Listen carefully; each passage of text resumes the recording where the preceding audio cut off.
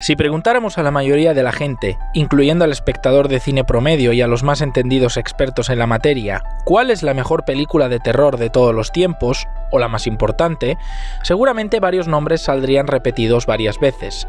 Nosferatu, La parada de los monstruos, El resplandor, Rosemary's Baby, Alien, Psicosis. Cualquiera de esos títulos tiene una calidad difícil o imposible de repetir, y su importancia e influencia en productos sucesores en el tiempo es cabal para entender por qué se emplean cierto tipo de técnicas o herramientas para generar pavor en el espectador. Sin embargo, de todos los títulos posibles, uno de los que reúne un mayor número de características especiales para tenerla en cuenta como un título de grandísima importancia, por la imprenta que dejó en el ideario colectivo y que es reconocida a lo largo y ancho del mundo desde que apareció, siendo una cinta que creó un revuelo social tremendo, rompiendo con varios de los tópicos imperantes e intocables de la religión y los valores occidentales más primordiales, es, sin lugar a dudas, El exorcista de William Friedkin. A pesar de que hay otras películas que a día de hoy pueden resultar más destacables o terroríficas, El exorcista es una cinta que consiguió cosas de las que pocas cintas han conseguido apropiarse hasta el momento presente. Particularmente porque es una cinta que, a diferencia de otras, tiene una peculiaridad muy llamativa: infunde respeto. Eso es, algo que otros films, por su naturaleza y trasfondo, no tienen. Es decir, es una cinta que ha conseguido, desde el día que fue concebida, tener una fama muy especial. Solo el hecho de hablar de ella ya da un aire malsano a la conversación, y cuanto más se profundiza, más se intensifica su aura. Es, para muchos, un producto maldito, con muchas connotaciones relacionadas con el mal o el diablo, si entramos en el ideario de la fe cristiano-católica. Es difícil que al terminar de verla no queden grabadas a fuego algunos elementos de ella en la mente del espectador que se haya aventurado a verla, especialmente el aura maligna de la habitación de la niña y su propio rostro, desfigurado por la posesión demoníaca. Hoy en día sus elementos se repiten más que el ajo en un sinfín de cintas que desde hace años copian hasta la saciedad, miserablemente, la fórmula magistral que Peter Blatty y William Friedkin consiguieron crear para la película de Marras, siendo que a partir de esta obra aparece un subgénero propiamente del terror, el de exorcismos o posesiones. Hay que entender El exorcista especialmente desde el contexto de época, pues el impacto cultural fue enorme, de los más importantes que se han visto jamás en la historia de la cinematografía universal. Así que por eso y por mucho más vamos a hablar hoy otra vez aquí en Occidental Image de The Exorcist de 1973. Y vamos a hacerlo cambiando un poco el orden habitual de los temas a tratar, así que venga, vamos a ello. Para empezar a explorar los recovecos de la concepción de esta terrorífica película, debemos primero remontarnos a la novela que sirvió para articular el largometraje posterior, escrita por el que también guionizaría la película, Peter Blatty. Lo más irónico de todo esto es que Blatty era un autor de comedias. Escribió El exorcista porque estaba desempleado y quería probar su talento. Estando en la universidad en el 49, Blatty escuchó acerca de una historia sobre un niño de 14 años de Maryland que contrajo una enfermedad extraña que le produjo cambios de personalidad, le causó llagas y marcas en la piel, algunas en su cara o vientre, otras en la espalda, que difícilmente podría haberse hecho él. También aparentemente se habló de cosas inexplicables sucediendo en la casa, hechos que quedaron recogidos en varios periódicos, y que posteriormente se realizó un exorcismo. Blatty era un tipo leído y que se había documentado mucho sobre posesiones y todas sus sintomatologías. Así pues, refugiado por un año en una pequeña casa de invitados, de la que solo salía para comprar comida y visitar a su madre, pasaba las horas frente a una máquina de escribir IBM dándole forma al relato de su libro, entre café, cigarros y horas sin dormir en la madrugada, las que el autor consideraba las más creativas gracias a su subconsciente tomando poder. Y así inició su historia sobre la posesión de una niña de 13 años llamada Regan. La obra no podía ser otra Rosemary's Baby, con detalles tan fantasiosos, sino algo mucho más inquietante en el plano terrenal. La inteligencia en seres del mundo espiritual, el trabajo del diablo en el mundo de Dios. Y precisamente, una de las mayores claves de la novela de Blatty era sugerir una historia detectivesca. ¿Está la niña poseída o no? Haciendo énfasis en, por ejemplo, el padre Carras, que es psiquiatra, poniéndolo en la barrera de la ciencia y la doctrina religiosa, entre los hechos y la fe. Diseñó la historia en Georgetown porque no quería nada de Salem, Massachusetts ni nada por el estilo. Ahí podía situar a la madre, actriz que está rodando en el campus donde estudió Blatty, y los jesuitas cercanos a la universidad. La madre de la niña poseída tenía que ser una mujer destacable, pero que también pudiera mostrarse como una simple señora de barrio, que pasa por la acera con las bolsas de la compra. Una persona que no tiene por qué ser devota de Dios y que no estará preparada para lo que va a suceder, al igual que el espectador. La novela iba tomando forma con varias reescrituras hasta que la muerte de la madre de Blatty sacudió su estado emocional y le puso en medio de una crisis nerviosa, que posiblemente influyó en el personaje de Carras, atormentado por la muerte de su madre al haberla dejado morir sola. Todas estas implicaciones se transmiten subsecuentemente en la novela, que desde su propia concepción tiene muchas malas vibraciones asociadas. Lo peor es que el rastro maligno acababa de empezar, y esa sería la primera de las muertes que vendrían con el rodaje de la película. Así pues, el libro se vendió como agua en el desierto, llegando a ser el 8º libro más vendido en 1975 en su edición en español. El autor sabía que su libro podría ser una buena película, pero a ningún estudio le interesaba, quizás asustados por el potencial escandalizador de la historia. Entrando en los 70, el cine cada vez tomaba más relevancia dentro del consumo de masas en cuanto a ocio se refiere, y la barrera entre la preponderancia religiosa, especialmente en los Estados Unidos, y la fuerza de la ciencia, que cada vez más entraba en el día a día de la gente, se iba disipando. Los primeros años de los 70 fueron determinantes para todo el cambio que se produjo en Occidente, y también en el cine, siendo El Exorcista la punta de lanza definitiva de todo esto. Blatty tenía predilección por Friedkin por The French Connection, y la Warner terminó aceptando la intención del autor del libro de Mil Amores, aunque inicialmente a Friedkin no le gustó el guión cinematográfico original, así que tomaron algunos atajos para quitar muchas escenas innecesarias que tenían demasiados simbolismos y significados entre líneas que hacían de la trama algo poco creíble y excesivamente místico. Friedkin sabía que la película necesitaba hacer creer al espectador que todo era plausible, a pesar de que se hablase de un demonio poseyendo a una niña, así que se centró en dejar de lado muchas cosas abstractas y en hacer que se siguieran los hechos como se haría en la vida real. Doctores, médicos y científicos explorando todas las opciones hasta acorralar a la familia de la niña en el último rincón de la mente del ser humano, la fe. Por eso, una clave de la apertura de la película es no iniciar en el sitio donde suceden la mayor parte de los eventos del film, sino a miles de kilómetros, en Irak, con la escena del padre Merrin viendo la estatua de Pazuzu, que será el antagonista del film, y viendo así el presagio del inimaginable conflicto que está por venir. Por eso la película consigue que viéndola te sientas vivo, pero más aún, que temas por tu vida. Hay un aire malsano que con solo hablar de ella crea una mala sensación. Todas las películas subsecuentes sobre posesiones y exorcismos, con poquísimas excepciones, fallan en todo lo que esta no lo hizo. La cinta se planeó como un film diferente, perpetrada por un director agnóstico que le daría un carácter documental a los hechos, lejos de screamers y sustos baratos. Así pues, en un principio el estudio quiso a Jane Fonda, que despreció la producción inmediatamente, Audrey Hepburn o Anne Bancroft para el papel de la madre, pero Ellen Burstyn se adelantó a los movimientos de los de la productora y pidió a Friedkin una oportunidad para hablar con él, convenciéndole de que el papel estaba hecho a su medida. Friedkin quedó sorprendido por el arrojo y sobre todo la inteligencia de la actriz y se decantó por ella rápidamente. En cuanto al padre Carras, la razón por la que no eligió a un actor conocido como Paul Newman o Jack Nicholson, que querían el papel desesperadamente, fue porque Friedkin quería a un actor poco conocido, difícil de asociar con otros papeles, y se topó con Jason Miller haciendo una pobre interpretación teatral. Posteriormente, al ponerlo delante de la cámara, encajó perfectamente en el descarriado Carras, siendo una sabia lección que ayudó a darle un halo de misterio al carácter minimalista de la historia. En cambio, para el papel del padre con más autoridad y experiencia, sí se quiso contar con un actor más veterano, y Max von Sydow le pareció el más experto a Friedkin para la labor. El resto de sacerdotes fueron elegidos por serlo en la vida real, lo que, por cierto, aumentó el aura de la película. Pero sin dudas de lo que más que hay que hablar en este aspecto es de la persona que hizo el trabajo más complejo y revolucionario de todos en el cast, la joven Linda Blair, de solo 13 años, que tenía una casi nula experiencia en el mundo del cine. En el caso de la actriz para interpretar a Regan, los del casting estaban eligiendo entre miles de candidatas jóvenes posibles.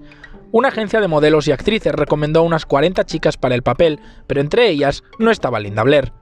Fue su madre la que la llevó al casting y la niña se mostró muy entusiasmada a pesar de que su agencia no la había recomendado. Haciendo la prueba con líneas de diálogo llenas de insultos y palabrotas, la chica dio en el clavo gracias a una fina mezcla de inocencia y picardía. El trabajo era pesado, pero Blair consiguió convencer al equipo directivo con varias escenas de prueba difíciles de interpretar, especialmente para una menor tan joven. La capacidad de Linda para llevar a su personaje fue sorprendente. Incluso en el rodaje muchos miembros del equipo se sorprendían al oír a una tierna niña de 13 años decir ciertas barbaridades, siendo algo totalmente opuesto a la inocencia de la preadolescente. A partir de ahí el rodaje fue muy extenso, prolongándose más de un año. Los diferentes problemas que surgían, así como el complejo trabajo de efectos especiales y maquillaje de alto nivel, complicaron la culminación de la labor fílmica del director. También hay que decir que Friedkin era muy irascible y había mucha tensión en el film. Aunque a veces inspiraba al equipo, hubo algunas discusiones en el set porque, por ejemplo, para que un actor estuviera con cara de susto real, solía pegar un tiro al aire con una pistola, cosa que irritaba tremendamente a Jason Miller, que encaró al director varias veces. También, el motivo por el que el sacerdote que hace del padre Dyer tiembla al darle las últimas bendiciones a Karras no es por interpretar bien, sino porque Friedkin le cruzó la cara de una hostia porque no le gustaba cómo estaba interpretando la escena. Esto, junto con otras situaciones similares, fueron recurrentes durante el rodaje e influyeron en el resultado final del film, que a pesar de todo es absolutamente maravilloso. El rodaje de la cinta precisó de un extenso trabajo de maquillaje, fotografía, especialmente en las escenas del cuarto de Regan, y un buen compilado de efectos especiales artesanales para las escenas más intensas del film. Friedkin concibió el film estéticamente para funcionar en contrastes entre luz y oscuridad. Además, grabó todos los exteriores en otoño, la época perfecta para una cinta de este tipo por el color de las hojas en el suelo y la cercanía con la Noche de Brujas, o Halloween. Los interiores del cuarto de Regan eran lo más variado, pasando de escenas cálidas y tenues al inicio a momentos con un azul intenso acorde al frío de la habitación hacia el final del film. Reiluminar escenas y cuadrar el equipo de grabación entre toma y toma era algo tedioso en las escenas finales, pero fue necesario hacerlo para que el juego de luces y sombras funcionase bien, exponiendo esa batalla entre el bien y el mal en el propio color, con una paleta cromática bastante consistente desde el inicio, que nos indica sobre el peligro que está por venir y se intensifica en el desenlace con el exorcismo propiamente dicho. Los juegos de encuadres también son útiles para transmitir subliminalmente al espectador, como en este diálogo, donde se va haciendo zoom in a los personajes mientras se intensifica la conversación, y luego zoom out cuando se quita carga al diálogo. Las influencias estéticas del film que Friedkin y su equipo usaron para ilustrar la obra son significativas. Los cuadros de El Bosco fueron una fuente de inspiración sustancial para el aire demoníaco y pesadillesco que se quería imprimir en el film. La fachada de la casa de Regan fue hecha a mano y puesta sobre el edificio real que aún existe hoy, creando el plano más icónico de la cinta y una de las tomas más míticas de la historia del cine. La toma posiblemente está basada en la obra de René Magritte, The Empire of Light, de 1953. Por los componentes estéticos es por los que esta película tiene un fuerte impacto en la mente del espectador, y es una de sus mejores bazas. Pero sobre todo, otro de sus ases en la manga fue el apartado de maquillaje. Para el maquillaje de Regan, Dick Smith hizo 6 esquemas de maquillaje. El primero era similar al de una bruja, y a partir de ahí fue haciendo transiciones a maquillajes más moderados. Uno parecía bueno, pero a Friedkin no le convencía, con lo que Smith estuvo de acuerdo, porque las expresiones de horror de los personajes al ver a Regan no encajaban con el maquillaje. Entonces fue cuando Friedkin pensó que la desfiguración del rostro de la niña no tenía que ser fruto de una transformación, sino de lo que ella misma se infligiría. Así pues, pensé en ponerle esas heridas frescas a la niña en la terrorífica escena del crucifijo, implicando que lo habría usado para cortarse la cara. Para la lengua demoníaca, tomaron un molde de la lengua de Blair que se ponía sobre su lengua real para poder moverla con facilidad. Los lentes de contacto incomodaron a Linda Blair todo el rodaje, teniendo que ponerle gotas para humedecer sus ojos constantemente. Las blancas fueron más suaves, las verdes las más duras. El maquillaje avanzado tardaba 4 horas en ponerse cada día. Por cierto, se habla mucho del trabajo de maquillaje de Linda Blair, pero muy poco del que hicieron con Max von Sydow, al que envejecieron con varias capas de maquillaje y que francamente dan un resultado bastante convincente. Sea como sea, todo ese trabajo de maquillaje fue algo completamente determinante en hacer de la cinta algo grande, y es que el rostro desfigurado de la niña es una de las cosas más recordadas de esta obra. Los efectos especiales fueron requeridos para diversas cosas, y se usaron mayormente efectos artesanales, aunque hay un destacado efecto hecho en postproducción. Fueron diseñados por Marcel Vercouter y funcionaron a la perfección, utilizando sistemas de pesos, poleas y arneses para mover los muebles del cuarto de Regan y a Blair y a Burstyn. La propia habitación estaba sobre 8 ruedas neumáticas para crear efectos de temblor, así que no se agitó simplemente la cámara para crear la sensación de agitación. Para la cama de Regan se usaron 3 modelos de la cama, la que se quería elevar, la que temblaba y la que se movía de lado, todo manejado por un sistema controlado por técnicos especialistas. Todo lo que involucraba los movimientos de Linda Blair se hizo según la situación. Antes de poner a Linda Blair para las tomas, se hacía que Eileen Dietz, una actriz de 25 años pero de estatura y forma física parecida a la de Blair, ensayara la escena para cuadrar la luz y otros elementos, con el fin de no saturar a Linda Blair en posiciones fijas excesivas horas. Así pues, para hacer que convulsionara atrás y adelante, le pusieron una placa de metal en la espalda hecha a medida, se la ajustaron con una correa a la cintura y un grupo de hombres escondidos detrás de la pared del set la movían una y otra vez bruscamente. Uno de los arneses se soltó en medio de una de las tomas y realmente Linda Blair empezó a gritar de dolor, pero todos pensaron que era parte de la interpretación, así que la toma se quedó en el corte final. Algo similar, pero deliberado y con malvadas intenciones, ocurrió con la actriz Ellen Burstyn. Unos técnicos debían tirar de ella con unos arneses para la escena en la que ella cae al suelo, y la actriz se quejó de que se podía hacer daño durante el rodaje. El director Friedkin, tras tranquilizarla, hizo una señal a escondidas al director técnico para que en la siguiente toma tiraran de ella todavía más fuerte. Esa toma, en la que Ellen grita de dolor haciendo ademán de llevarse la mano a la espalda porque realmente se hizo daño en el cuello, fue la que se usó en la película, quedando la actriz bastante lastimada y con dolor durante varios días en el cuello. De hecho, el carácter de Friedkin que he mencionado antes fue todavía más pronunciado con Ellen Burstyn, que sufrió varias situaciones similares a lo largo del rodaje por parte del director. Volviendo a los efectos. Para los vómitos de Regan, se diseñó un aparato prostético que iba en el interior de la boca conteniendo en 2 bolsitas dispuestas en las mejillas el líquido que imita el vómito. Las escenas fueron hechas por Eileen Dietz, quizá por eso se puede ver que el rostro de Regan se ve ligeramente diferente. El vómito falso era realmente un tipo de sopa bastante pastosa. El efecto realmente no gustó a Friedkin y se corrigió el chorro líquido inicial digitalmente. La idea tampoco era darle en la cara a Jason Miller, por eso se sorprendió de forma tan genuina. Repitieron la toma 3 o 4 veces, pero al final la que llegó a la sala de montaje fue la primera, la más realista. Otro efecto sencillo pero impactante es en el de la pesadillesca escena del crucifijo. En realidad, el plano detalle del crucifijo entrando en la entrepierna de Regan fue hecha por Eileen Dietz. Linda Blair por aquel entonces ni entendía el concepto de masturbación. Para que la sangre salpicara, pusieron una esponja con pintura dentro de una cajita entre sus piernas y es lo que ella debía apuñalar con el crucifijo. Por supuesto, otro efecto llamativo es el del giro de cabeza 180 grados. Este se consiguió con una muñeca a escala real de la propia actriz que giraba la cabeza y movía los ojos a distancia, creando un par de secuencias que parecen sacadas del mismísimo infierno. Eso sí, si me preguntáis por la secuencia en la que Regan levita durante el exorcismo, no he encontrado nada al respecto. Según se ve en metraje liberado años después, incluso en el making of no se puede ver a ningún técnico operando nada. O lo hicieron con imanes, o con hilo de pescar, o no sé. Eso ya es demasiado para mi cabeza. Para la escena de Carras cayendo por las escaleras, forraron cada uno de los 97 peldaños con goma para evitar que el especialista saliera malherido del asunto. La popularidad de las escaleras tras el film no hizo más que aumentar, y se ha convertido en un sitio con un aire maligno que es visitado recurrentemente. Uno de los efectos más complicados sin duda fue congelar el cuarto de la niña.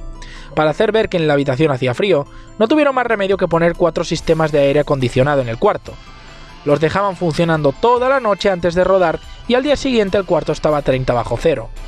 Pero al empezar a grabar la temperatura aumentaba y a la hora y media se tenía que parar. Hay que pensar en todo el trabajo de reiluminación constante, cambios de maquillaje, por lo que el rodaje de esas escenas se prolongó a más de 2 meses, lo que desesperaba a los directivos de la Warner. Hoy en día se solucionaría con efectos digitales, pero en aquellos años no había otro remedio. Hasta se procuró que la muñeca giracabeza soltara vaho en alguno de los planos. Y finalmente, el apartado de sonido. La voz de Linda Blair en toda la película fue pasada por un proceso de unas 150 horas para transformarla en la voz demoníaca que se esperaba tener, pero el resultado no gustó a William Friedkin y dijo que lo desecharan de inmediato.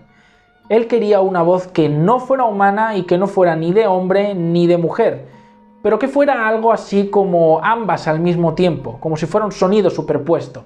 Entonces se fijó en la actriz Mercedes McCambridge, pues su tono de voz le parecía el adecuado para tal propósito. Haciendo que la actriz bebiera whisky, comiera huevos crudos y fumara en grandes cantidades, consiguieron enroncar su voz para que fuera el Pazuzu ideal. Mezclándolo con algunos sonidos de animales, tuvieron la voz que se usó en el film que todos conocemos en la versión original. Mercedes McCambridge también dio el rostro para Pazuzu en las icónicas tomas que duran unas pocas fracciones de segundo, con un maquillaje simple pero muy efectivo, haciendo su participación en la cinta algo cabal. El trabajo de montaje fue eficaz en dejar una marcada lentitud con secuencias tranquilas donde había poca intensidad y de repente interrumpir eso con momentos de mucha carga de impacto constantemente, haciendo que el ritmo se sintiera mucho más fluido y rápido. Curiosamente, a la película se le hizo el proceso de edición y etalonaje en el número 666 de la Quinta Avenida de Nueva York antes de llevar la película para el montaje final en Los Ángeles. Se tardó 4 meses en tener completada la mezcla de sonido de la película, partiendo de un trabajo muy particular en los contrastes de sonido fuertes y estridentes y silencios absolutos que descolocaran al espectador. La mayor parte de los efectos Foley del film fueron creados por el mexicano Gonzalo Gavira, que había trabajado con Jodorowsky en El Topo y llamó la atención de Friedkin por su perfeccionismo para crear sonidos con objetos cotidianos. Por ejemplo, el sonido del cuello de Reagan lo consiguió estrujando una vieja billetera de cuero frente al micrófono.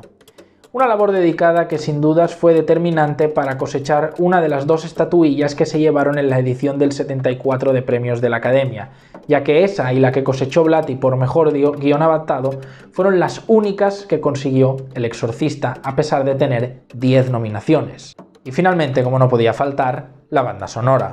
La composición inicial del soundtrack del film fracasó, entonces Friedkin recordó el tema Tubular Bells, hecho por Mike Oldfield en el 73. Aunque el tema no fue hecho pues para la cinta, desde ese momento ha estado irremediablemente asociado a la película y es ampliamente conocido en la cultura popular, a pesar de ser un tema bastante bello.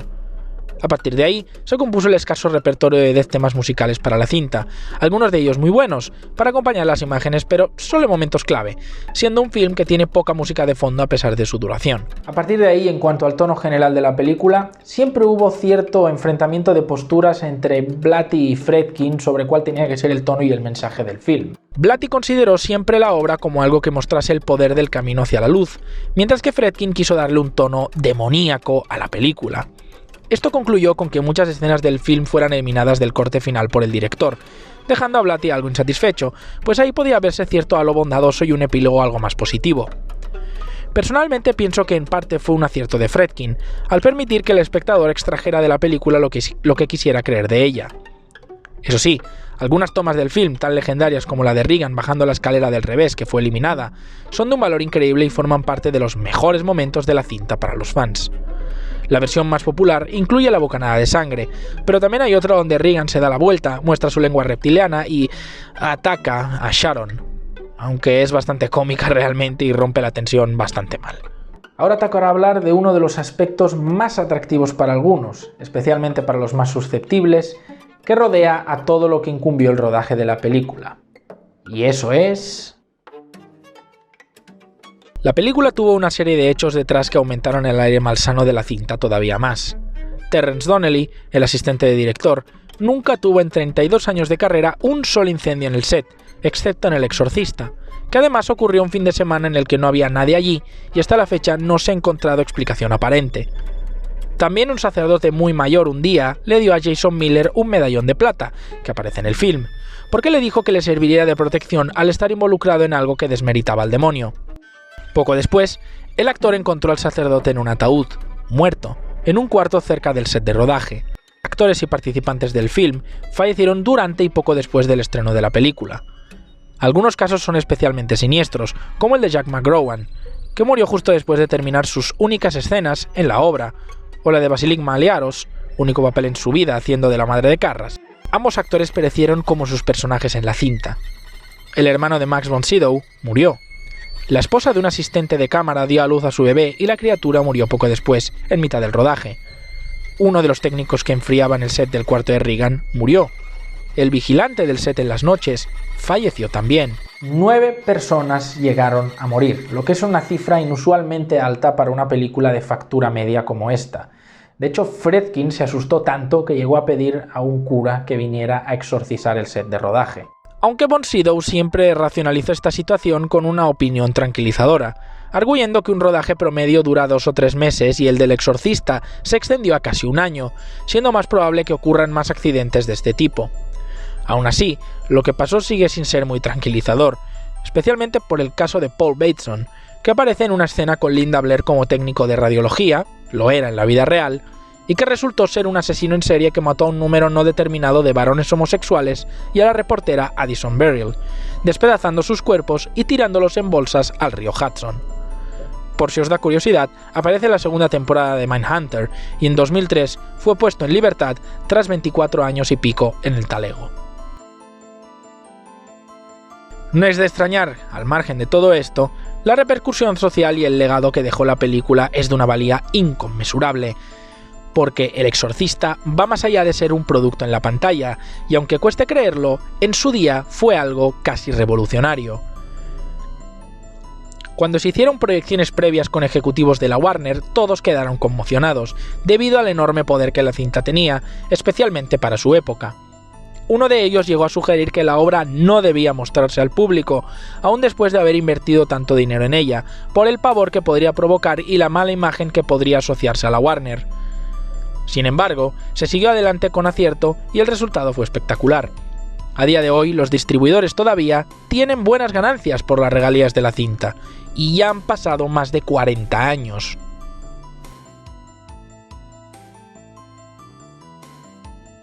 Otra cosa que mucha gente, especialmente joven, no logra comprender es el impacto emocional que una película con estas características suponía para un espectador promedio de los años 70.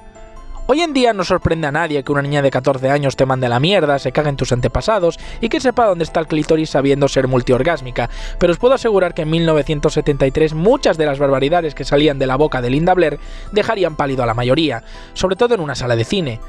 Sin mencionar el espectáculo grotesco de bilis, sangre y cuerpos retorcidos. En el año de estreno era normal ver en las noticias o periódicos todo tipo de anécdotas e historias sobre las reacciones de la audiencia al ver la película en cines.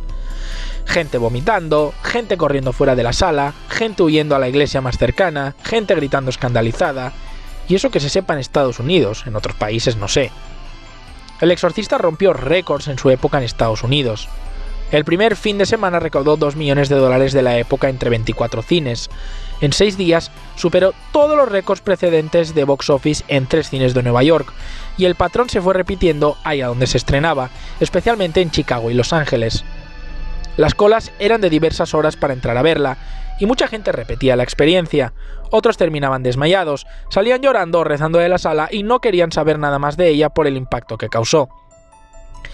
En uno de los cines, por ejemplo, un montón de personas se quedaron por la noche en medio de la lluvia haciendo fila, y Blatty y Friedkin compraron cafés para amenizarles la espera a todos, regalando un total de más de 6.000 cafés.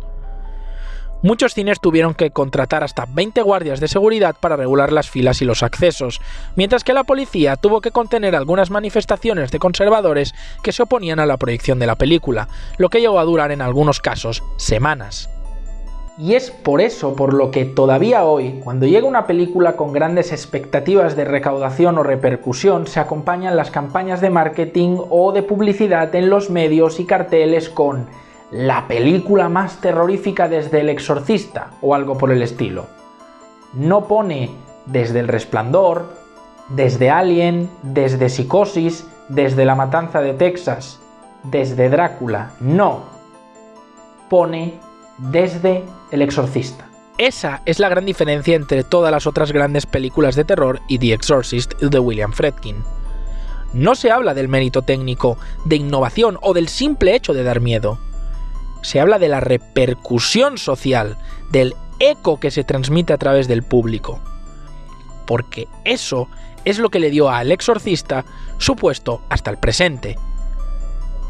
Y es algo que, hasta la fecha, no se ha podido replicar ni lo más mínimo. Bien, pues hasta aquí este macro review, el 11º macro review del canal. Tengo que decir que ha sido un macro review francamente interesante. Bueno, no quiero alimentar nada, pero por alguna razón se me había roto el ordenador, se me ha roto la pantalla del teléfono. Bueno, casualidades que pasan, supongo.